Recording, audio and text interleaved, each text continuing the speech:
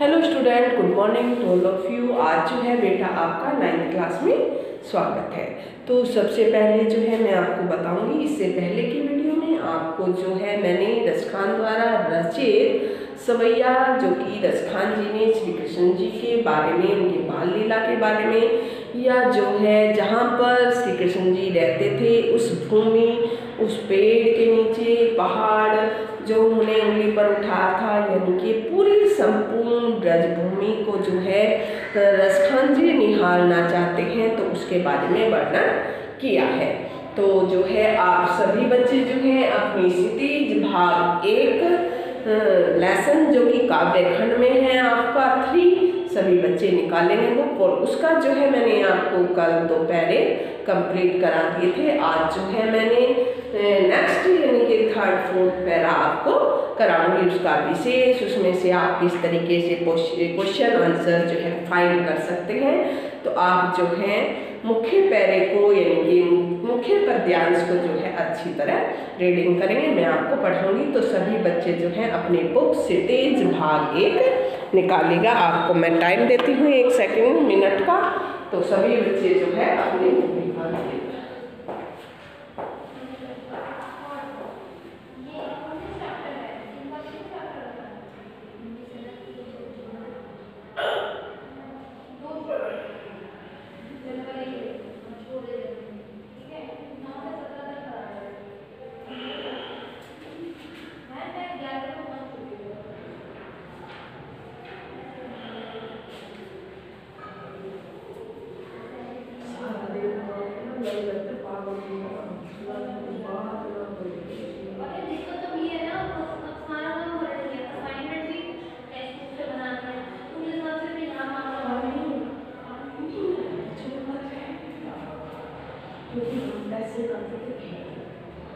और सारी चीजें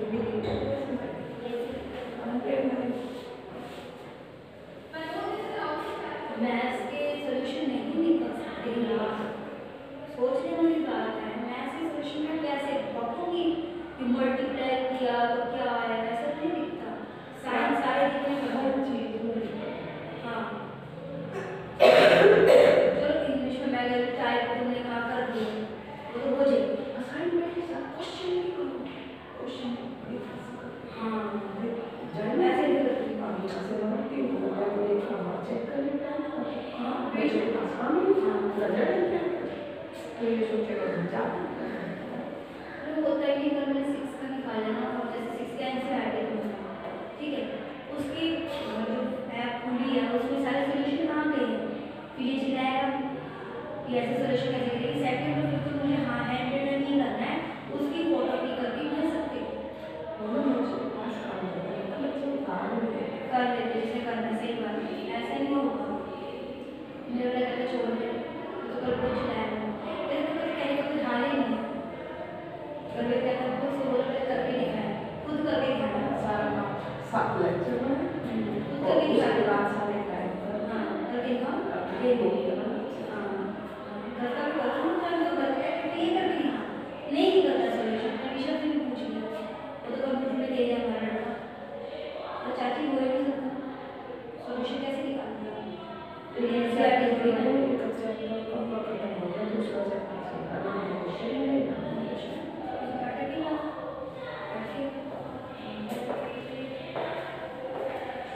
तो बेटा आपने बुक निकाल ली होगी। अब जो है मैं आपको यानी कि काव्य से तेज भाग 1 9th क्लास में पैरा नंबर 3 देखिएगा। मोर पखा से ऊपर रखियो, यहाँ पर ये देखिए। तो इसका जो है मैं आपको अर्थ बताऊंगी, अच्छी तरह आप इसको समझेंगे, फिर मैं आपसे इसमें से क्वेश्चन फाइंड करूँगी और इसके आंसर आपसे ही मैं पूछूंगी, ठीक है। तो ध्यान से सुनेंगे सभी बच्चे। मोर पखा से ऊपर राखी हो, गुंज की माल गरे परी होगी। पारी यानी कि पही रोगी। तो इसमें जो है मोर पखा यानी कि मोर के पंख, मोर पखा यानी कि मोर के पंख सिर के ऊपर। आप सभी को पता है श्री कृष्ण जी मुकुट के ऊपर जो है उसकी माता जो थी यशोदा, वो मुकुट के ऊपर जो है मोर पंख लगा दिया करती थी हमेशा। यानी कि श्री कृष्ण जी जो है अपने सिर के ऊपर यानी कि मोर पंख हमेशा लगाए रखते थे। गुंज की माल गरे, गरे मीन्स गले, गुंज यानी कि घुंघची, गुंज यानी कि घुंघची, गरे गले में, पहिरोगी पहनूंगी। तो इसमें क्या कहती हैं गोपियाँ श्री कृष्ण की भक्ति से वशीभूत होकर,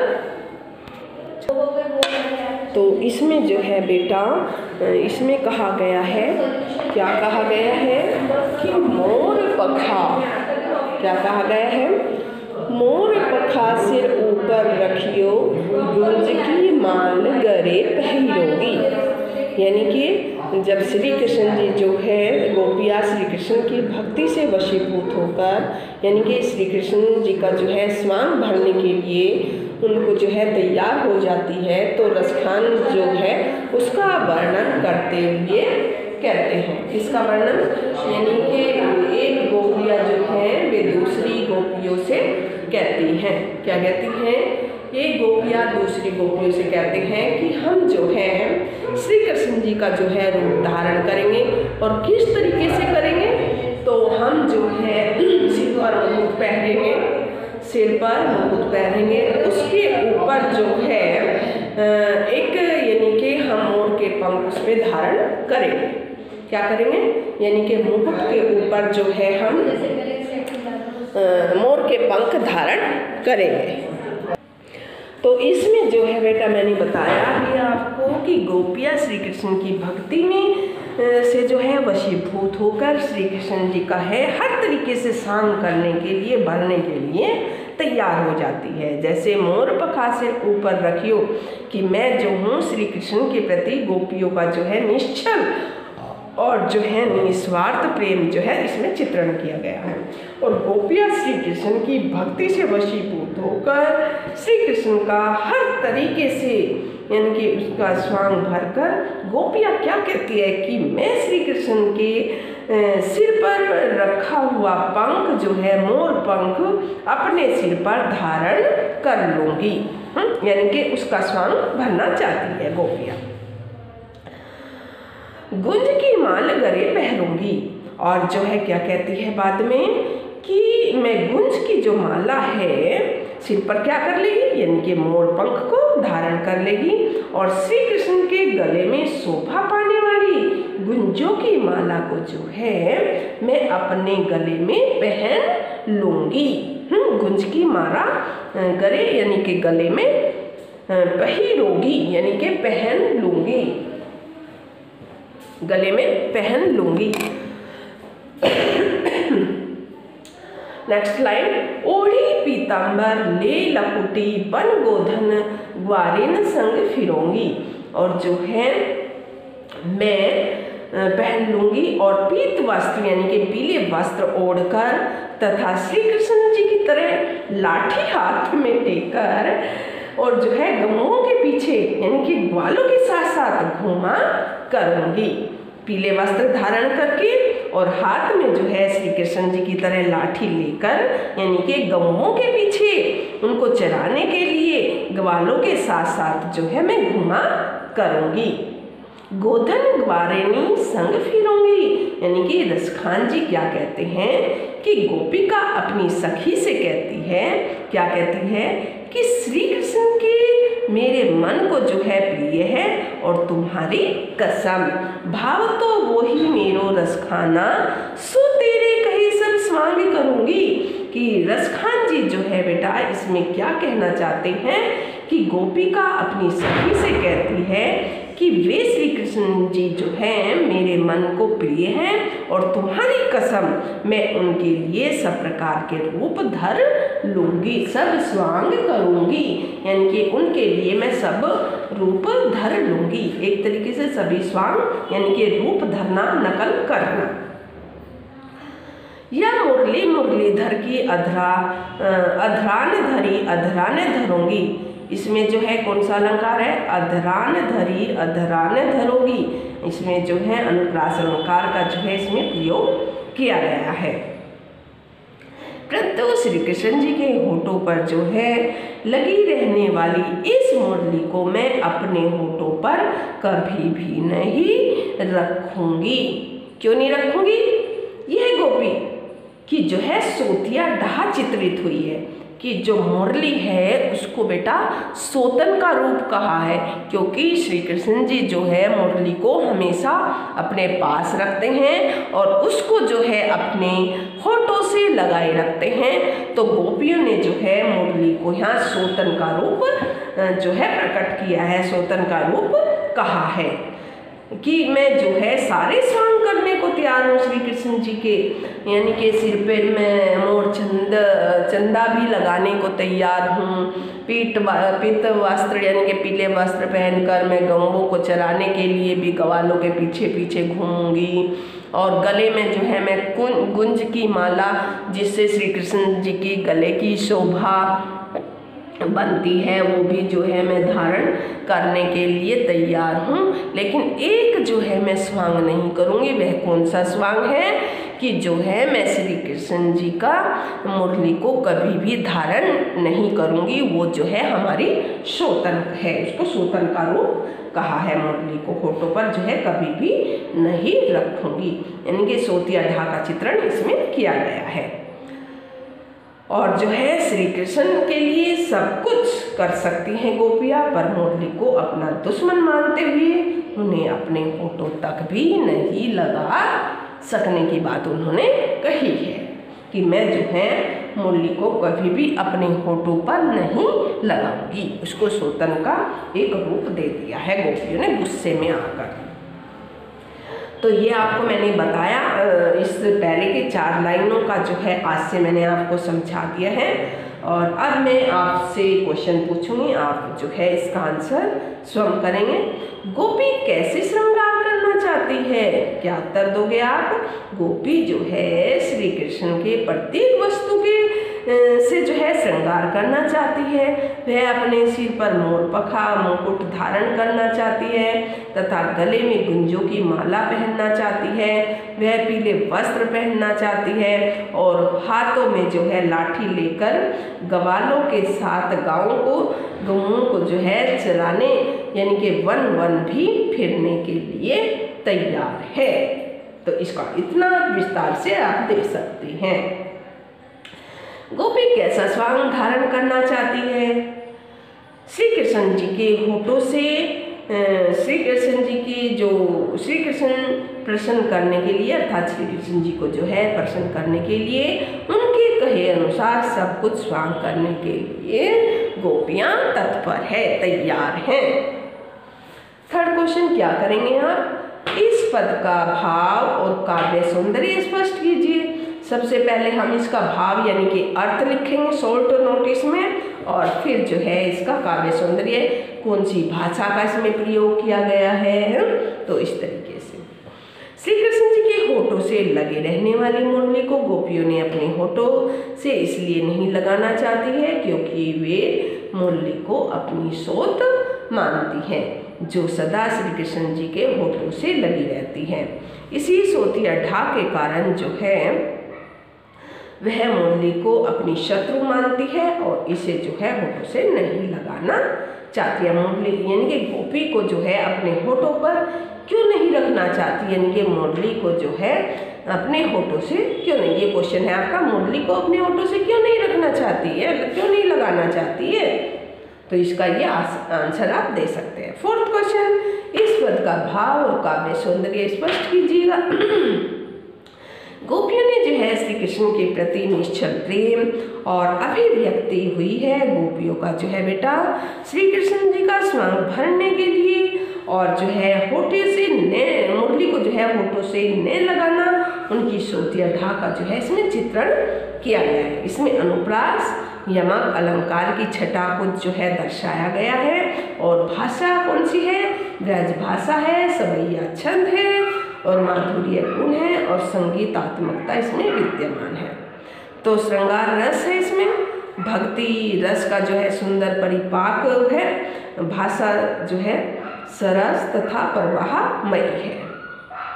तो ये आप इसमें इसका काव्य सौंदर्य इसमें प्रकट कर सकते हैं, आप दे सकते हैं। नेक्स्ट क्वेश्चन, कौन अपने होठों पर बांसुरी क्यों नहीं रखना चाहता? कौन अपने होठों पर बांसुरी क्यों नहीं रखना चाहता? तो इसमें जो है कौन, इस सवैये में कौन, इस सवैये में रसखान जी ने श्री कृष्ण जी के प्रति गोपियों के निश्चल तथा निस्वार्थ प्रेम का चित्रण किया है। गोपियाँ जो है श्री कृष्ण के लिए कोई भी रूप धारण करने के लिए तैयार हैं। किसके प्रेम की किस प्रति प्रकट किया है? कौन अपने होठों पर बांसुरी क्यों नहीं रखना चाहता? गोपियाँ जो है अपने होठों पर बांसुरियाँ नहीं रखना चाहती क्योंकि वे बांसुरी को जो है अपनी सोत मानती है, सोतन मानती है।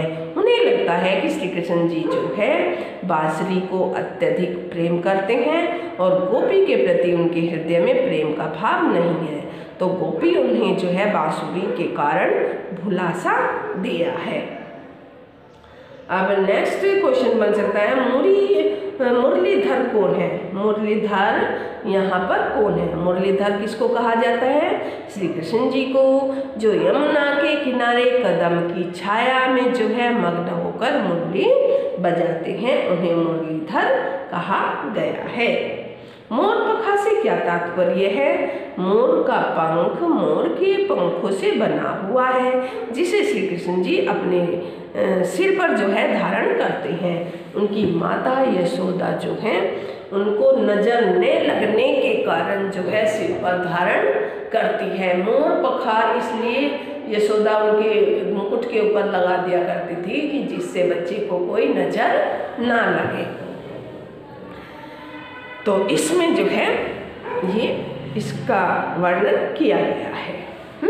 तो इस तरीके से आप इस तरीके से क्वेश्चन आप कर सकते हैं, इनके आंसर आप अच्छी तरह दे सकते हैं। अब आप फोर्थ पैरा देखेंगे बेटा, इसमें लास्ट पैरा है जो आपका लास्ट पैरा, इनके 4 पैरे हैं इसमें। कानी में दी उंगली रही वो जब ही मुरली धुनी मंद बजे है। काननी काननी कानों में दे अंगुरी, दे अंगुरी उंगली देना, रही वो जब ही मुरली धुनी मंद बजे है।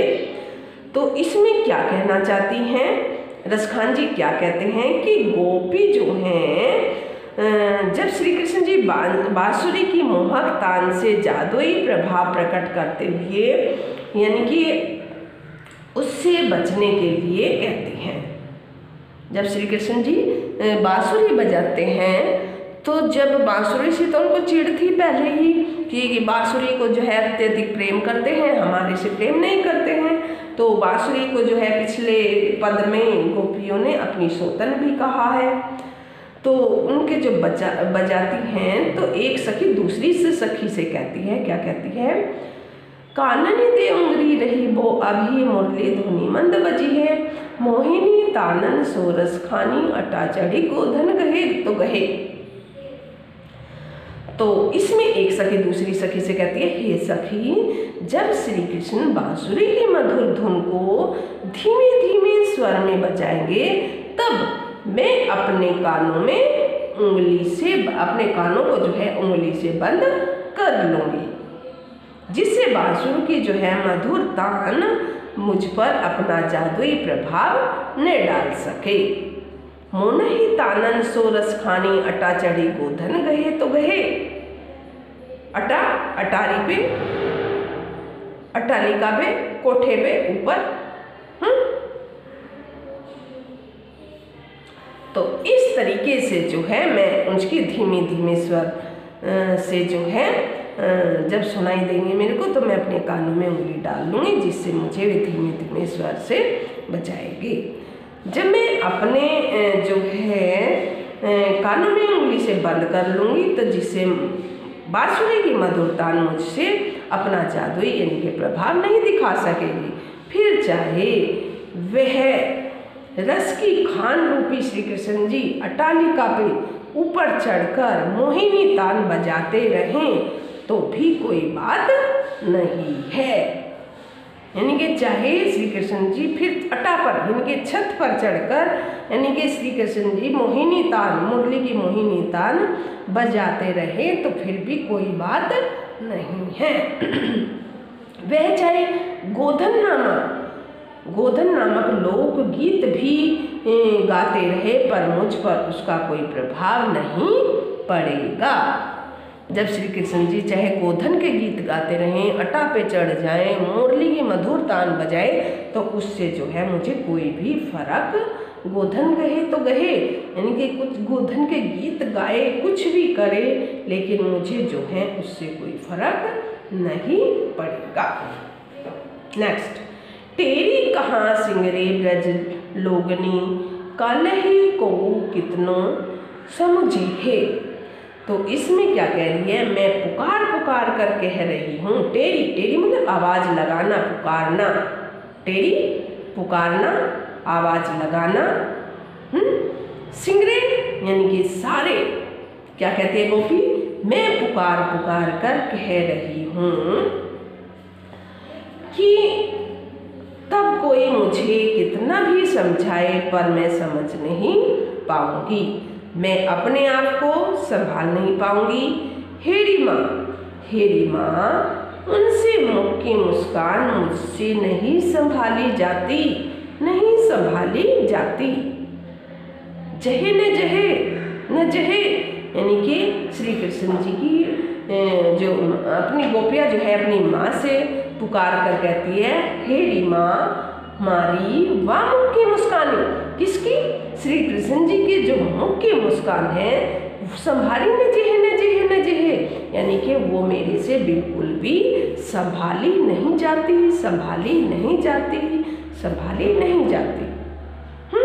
जेहे न जेहे संभाली जाती कि वाह उसकी मुस्कान मेरे से संभाली नहीं जाती। तो इसमें भाव यानी कि लास्ट में क्या कहना चाहती है, गोपियाँ तो जो है मानो श्री कृष्ण की मधुर मुस्कान पर अपने आप को खो चुकी हैं, उनका हृदय अब उनके बस में नहीं है। तो अपनी माँ से कहती है ना कि श्री कृष्ण जी की जो है मुस्कान मेरे से अब बिल्कुल भी संभाली जाती, बिल्कुल भी संभाली नहीं जाती है। तो इसमें से आप क्वेश्चन फाइंड किस तरीके से, एक क्वेश्चन आपका बन सकता है कि किसका प्रभाव गोपियों पर अचूक है। इसका आंसर खुद देंगे आप। किसका प्रभाव गोपियों पर अचूक है? बांसुरी की धुन और उसकी मुस्कान का प्रभाव अचूक है। गोपियाँ स्वयं को इनके सामने जो है विवश पाती हैं, वे स्वयं को संभाल नहीं पाती हैं। सेकंड क्वेश्चन, गोपी कृष्ण के द्वारा बजाई बांसुरी की तान को क्यों नहीं सुनना चाहती? गोपी श्री कृष्ण जी की बांसुरी की जादुई प्रभाव से बचने के लिए बांसुरी की धुन नहीं सुनना चाहती। अगला क्वेश्चन बन सकता है, गोपियों की कोई परवाह नहीं है। गोपियों को किन की परवाह नहीं है? गोपियों की कोई परवाह नहीं है कि कोई उनके बारे में क्या कहेगा। गोपियों को जो है किसी की भी लोगों की परवाह नहीं कि लोग उन्हें क्या कहेगा। गोपी अपने आप को किस कारण विवश अनुभव करती हैं? श्री कृष्ण की मधुर मुस्कान और उनकी बांसुरी की तान के कारण गोपियाँ अपने आप अपने मन पर नियंत्रण नहीं रख पाती हैं और वह स्वयं को जो है विवशता का अनुभव कराती हैं। नेक्स्ट क्वेश्चन क्या आ सकता है आपका, श्री कृष्ण अपनी किन विशेषताओं के कारण गोपियों को प्रिय लगते हैं? श्री कृष्ण जी अपनी किन विशेषताओं के कारण गोपियों को प्रिय लगते हैं? श्री कृष्ण जी जो है अनेक जो है निम्नलिखित इनकी विशेषताएं हो सकती हैं।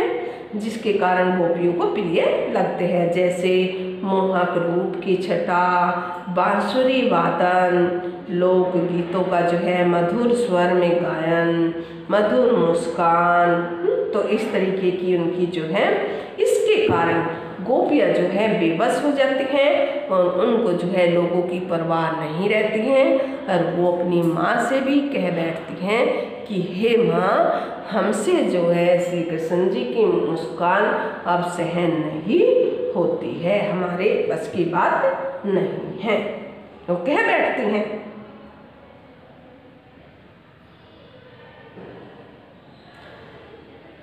अब नेक्स्ट, गोधन से क्या तात्पर्य है? एक गोधन का इसमें जिक्र आया था कि गोधन से जो है क्या तात्पर्य है।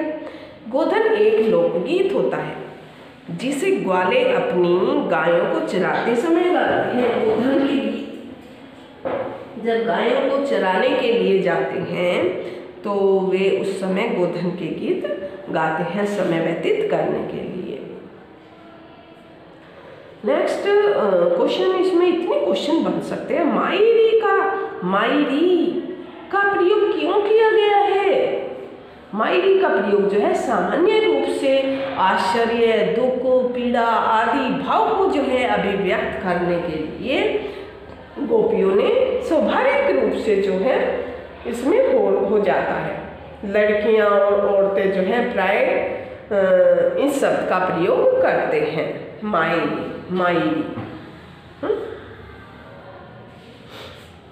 नेक्स्ट क्वेश्चन, न जहे की आवृत्ति क्या प्रदर्शित करती है? जहे न जहे यानी कि मुझसे संभाली नहीं जाती। जहे न जहे की आवृत्ति गोपियों के द्वारा जो है बेटा जाने वाली जिद और उन्माद की स्थिति को जो है प्रदर्शित करती है कि हमारे से जो है श्री कृष्ण जी की मुस्कान संभाली नहीं जाती, संभाली नहीं जाती, संभाली नहीं जाती। एक जिद इसमें अभिव्यक्त होती है। अब आ गया आपका जैसे लास्ट, मान लिया ये पैरा है आपका, तो इसमें से क्वेश्चन आ जाए कि इस सवैये का यानी कि चौथे सवैये का जो है निहित, जो इसमें निहित है काव्य सौंदर्य प्रतिपादित कीजिए, कि इसके काव्य सौंदर्य को जो है दर्शाइएगा, स्पष्ट कीजिएगा। तो श्री कृष्ण जी के द्वारा जो है इसमें क्या बताओगे? श्री कृष्ण जी के द्वारा बजाए जाने वाली बांसुरी की मोहक तान, उसके मुंह की आई मुस्कान ने जो है गोपियों को विवश कर दिया है और उन्हें जो है ऐसा प्रतीत होता है कि उनका हृदय अब उनके बस में नहीं है। ब्रज भाषा की कोमल कांत पदावली के कारण कवि के कथन को जो है सरलता प्रदान की गई है, प्रसाद गुण है इसमें, अभिधा शक्ति है और सरलता से जो है इस भाव को जो है प्रकट कराया गया है। चाक्षुष बिंब है इसमें, योजना अनुप्रास स्वाभाविक अलंकार स्वाभाविक रूप से इसमें प्रयोग किया गया है। लयात्मकता का भी इसमें प्रयोग किया गया है और बेटा इसमें सवैया छंद का भी मार्मिक प्रयोग किया है। तो आज जो है मैंने आपको 9th क्लास में ये लेसन 3 जो कि रसखान द्वारा रचित है, इसके द्वारा रचित है, रसखान जी द्वारा रचित है। बहुत ही मार्मिक रसखान जी ने श्री कृष्ण जी का और गोपियों का इसमें वर्णन किया है, क्योंकि रसखान जो है हमेशा श्री कृष्ण जी से अत्यधिक प्रेम करते थे और वो जो है अगले जन्म में भी श्री कृष्ण जी की भूमि में ही बसना चाहते थे, चाहे उनको भगवान कोई भी रूप प्रदान क्यों ना करे अगले जन्म में, लेकिन वो किसी भी रूप को जो है प्राप्त करना चाहते थे, लेकिन जो है वो ब्रज भूमि में ही दोबारा से जन्म लेना चाहते थे। तो इसमें जो है आज ये दर्शाया गया है 9th क्लास में लेसन 3 जो है काव्यखंड का ये कंप्लीट आपका हो गया है। आज के लिए इतना ही है। Have a nice day.